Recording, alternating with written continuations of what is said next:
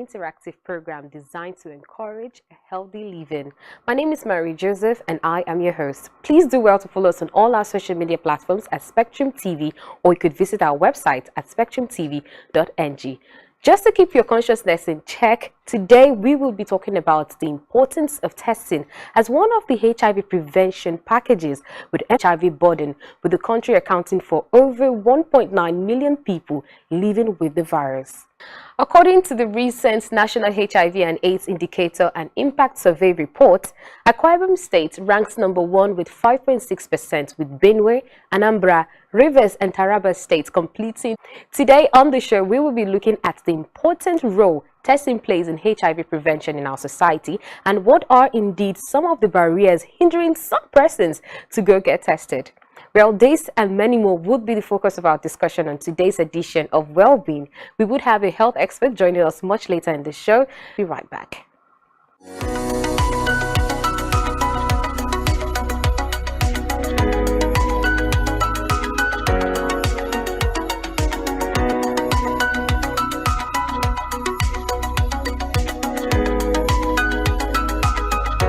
It's still the program Wellbeing, your wellness talk show that is designed to keep you health conscious. Do remember to follow us on all our social media platforms at Spectrum TV, or you could visit our website at spectrumtv.ng to be a part of the family. Before we went on that short break, I introduced the topic of discussion on today's episode, and I said that we will be looking at the important role testing play in the HIV response.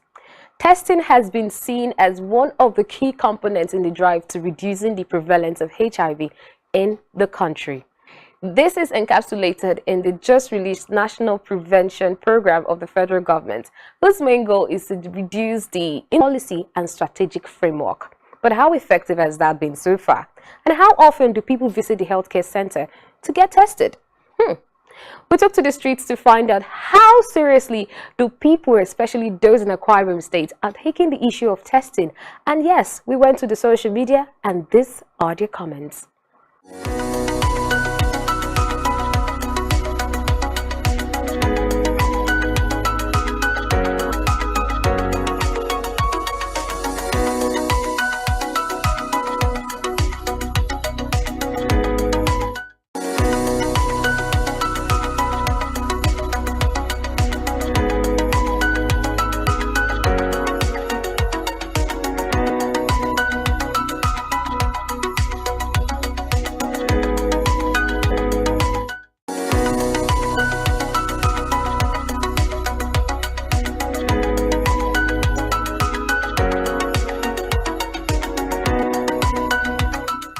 So those were the views gotten from social media on how often persons visit the health facility to get tested and what were infectious disease hospital Ikorekpane local government area of Akwa Ibom State, where we will be talking about this issue.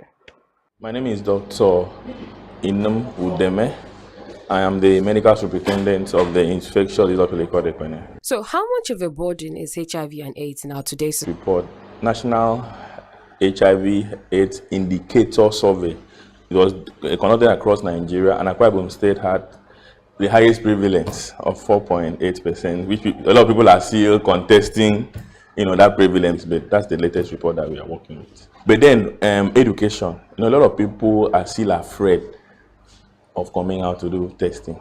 A lot of people are still not following the ABCD that we talked about. For HIV to stop transmitting, there are A, B, C, D, E of prevention that we've said over and over. Let me repeat it here. The A stands for abstinence. So you must abstain from unprotected. Somebody is HIV positive, they must be on drugs so you can reduce the viral load, and that person cannot also transmit. And E is the education. People don't have to. We must continue to sing this as a song to people to know that they must abstain, they must be faithful, they must use condom, and they must be on drugs if they are positive.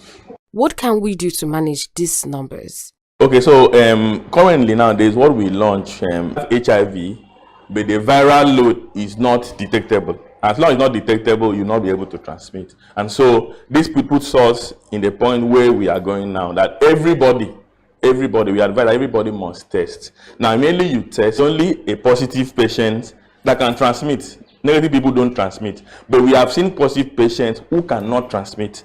And so this cannot transmit also. If you say testing is very important, I would like to ask, why are people still... Notice is self-stigmatization first. People stigmatize themselves, in all this risk behavior. So that will put them on that stigmatization. So when you tell people come out to hospital to come and test yourself, they will come and see somebody that they know, one of their church members, one of their friends, and all that. So we will not discuss that. We have been trained to keep those kind of secrets. So we advise people, because if you don't come out to test, we will not know who has HIV, and we will not also put you on drugs. The messages that we've heard so far, it's been 40 years. I thought we've gone past all of this.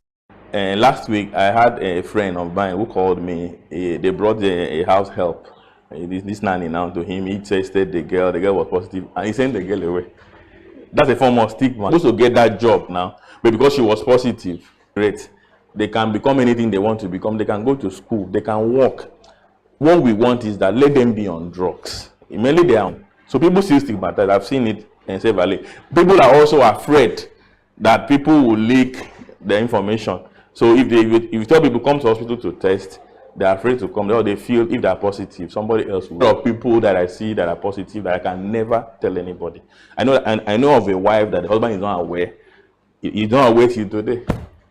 So how do we now get different stakeholders like the government, religion? When you don't mention religious bodies, because we still see people delivering at homes, and in those delivery points they transmit. So we have people who come to hospital, register for antenatal, pass through the 8-9 months, but when it is delivery time, they go back to those religions. So we want to do our own prayer, but anybody that comes there for medical care, refer the person to the hospital so the person can be properly taken care of. Like there are some churches that want to mention, and then we know they deliver this one with this instrument, not properly sterilized.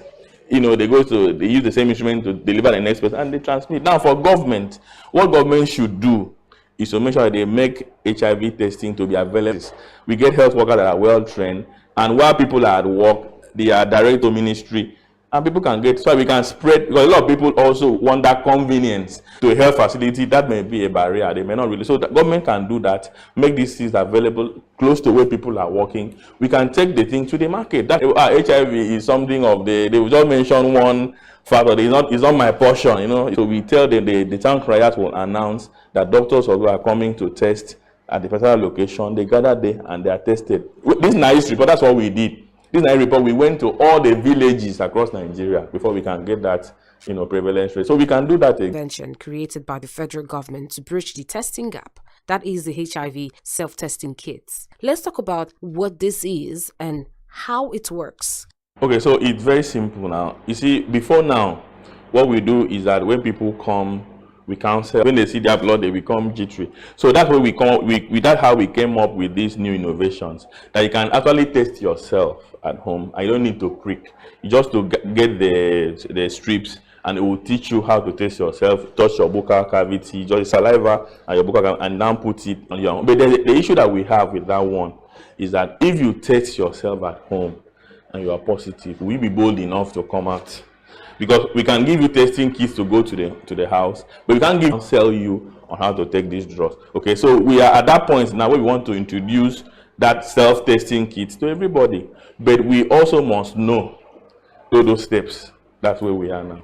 Looking at Akwa Ibom State, what would you say has been the response to these services? Have they been... Last week that I checked my store, and some of those self-testing kits have expired. Because some people don't want to take. You offer them, they don't want to take. Why? So I asked one guy that I gave, and he didn't want to. Why are you not taking this self-testing? He said that if his wife or his no. So people are having this kind of fear. So this still takes us back to education. Now, if you educate the population, educate everybody, people will know that for you to see somebody with this self-testing, let me that this self-testing kit, keep it in their homes and test themselves when they want to do the test. Someone out there would like to ask, how accurate are the results gotten from the HIV self-testing? And strikes twice. That double line means that it is positive. You still have to report back for us to do the confirmation in the hospital. You cannot stop there. Okay? Method to say that you are positive. You still have to show back. But what happened? Why that testing is very important is merely to remain negative, like what we talked about the A, B, C of remaining negative. But when it is positive, you must show back for us to use another method to confirm. Finally, how do we propagate the message of HIV self-testing to the general public? Okay, so we have got it. It's very easy. You know, before you leave here, we'll find a way to demonstrate. So you can see it's very easy to do. Just a 20-minute stuff. Not 20 minutes to test, 20 minutes to read the results. Okay. Within 3 minutes, the person has taken the sample. Put that you can do it at the comfort of your homes, and no, because we want people to be sure. If you are negative, you cannot be negative by thinking. You have to be negative by testing to be sure that you are negative. You cannot just think that I'm negative if you have not tested. And so, if you want to know, then you must have to test. So we need to share it. It's so easy to carry out. Even the stag illiterate, you have to report back to us if you are positive. Because we have seen people who are positive, did not report back, disappear to another place because of fear of stigma or whatever. So, but if you are positive, you must report back, because there are other things that must happen: the confirmation, the enrollment, and several other things that will happen. One of the latest interventions created by the federal government to reduce the prevalence of HIV in the country. But beyond just hearing about HIV self-testing kits, let us take you through the practical demonstration on how to properly use these kits. This is actually a new test kit that's around. It's an oral test kit. So I'll be using this to do the HIV test. So first, let me open the test kit.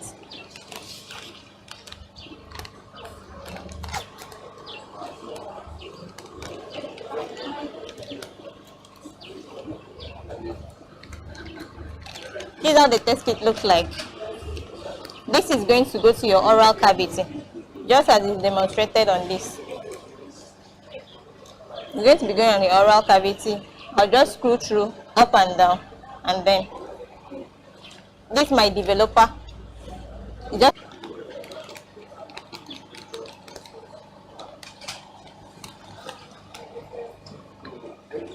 So I'll stand my developer. And please, you open your mouth for me.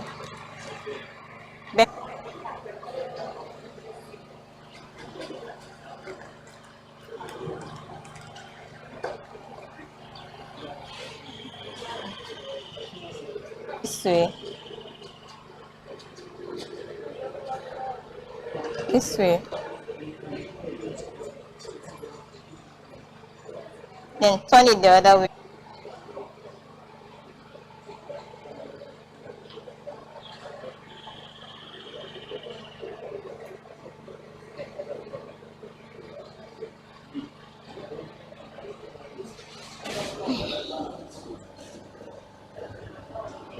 Then I'll stand it in my developer. It will take for a while for it to read.